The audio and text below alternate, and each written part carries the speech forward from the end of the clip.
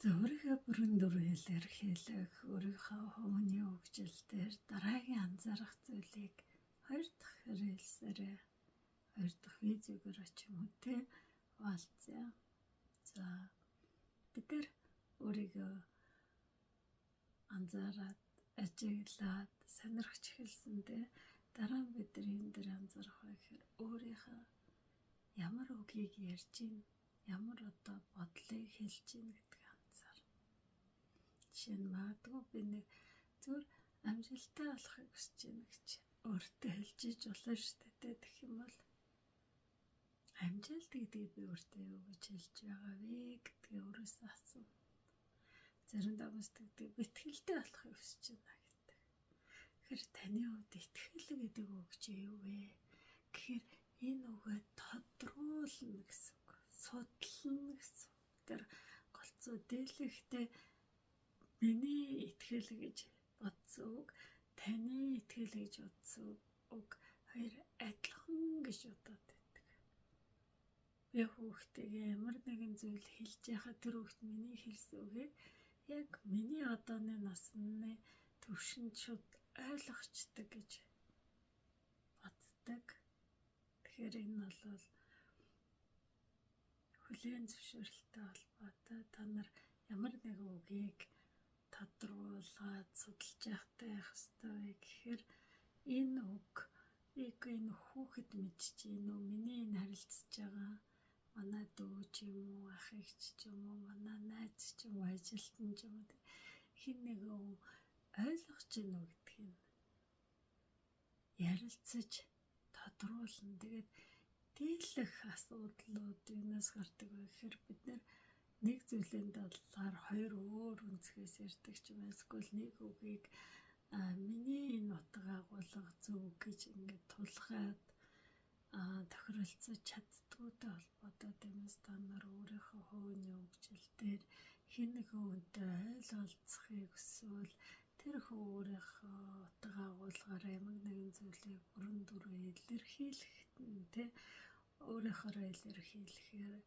өөрийнхөө тайлбарлахыг дэмжээрэй гэж хэлж байна.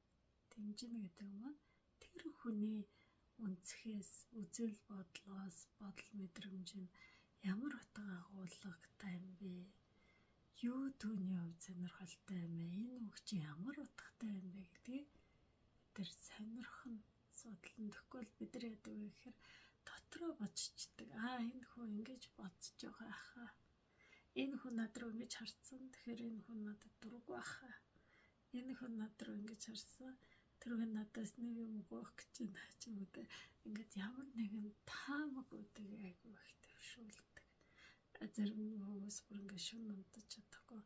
Би өнөөдөр түрүүн тэгж хэлсэн улан тэгчдэг байж. Эсвэл маргааш очиод тэр нь тэгж хэлэндэ гэд яаж юм. Ямар нэгэн өөрийнхөө өмнөх хичээл дээр ирсэн шүү дээ. Хилээгүй, илэрхийлээгүй зүйлээ бид нар дотроо хатгалаад байдаг. Бид нар энийг гаргаад хилээд тодруулаад судалсан болвол дийлэхтэй үл ойлголцол гэсэн асуудал гардаггүй. За миний ярьж байгаа хуваалцж байгаа зэрэг ингээ харахад айгүй энгийн боловч та нар энийг практик дээр хэрэгжүүлж үзээрэй. Тэг хэрэгжүүлж үзснийхаа дараа энэ чухал юм байна. Энэ үнцэнтэй юм байна гэдгийг ойлгоно. Хэрэгжүүлж үзээгүй мэдлэг бол зүгээр л нэг чихэр ороод нөгөө чихэр гарна. Бид нар өөрийгөө ингээд анзаарна, ажиглана гэдэг чинь дандаа практик гэдэг байхгүй тий. Тэгэхээр та нар практик дээр ямар нэгэн зүйлийг тодруулах, судлах, анзаарах, ажиглахын чадвараа ерөөсөө байнга хөгжүүлж байгаарай тий. Өнөөдөр та хүүхдтэйгээ ойлголцохын тулд тэрний ярьсан зүйлийг арай тодруулаад асуусан болвол та өнөөдөр тэр хүүхдийг ойлгох гэж нэг алхам хийсэн гэж өөртөө талархаж болно. Ирээдүйн өнөөдөр өөрийгөө анзаараад сонсоод ямар нэгэн зүйлийн утга агуулгыг тодруулаад ойлгоод мэдсэн бол та өнөөдөр нэг алхам руу туршилсан гэсэн үг. Яг л би өөрийгөө илэрхийлэхийг дэмжиж байна. Илэрхийлэх бол дандаа судалж байж, тодруулж яадаг гэсэн үг.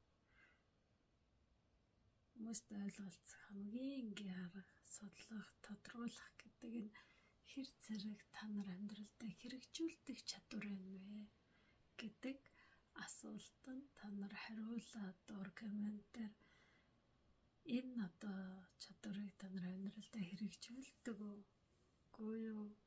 Яаж хэрэгжүүлдэг вэ гэсэн талаараа өөрснийхөө бодол, мэдрэмжээ хуваалцаж болно.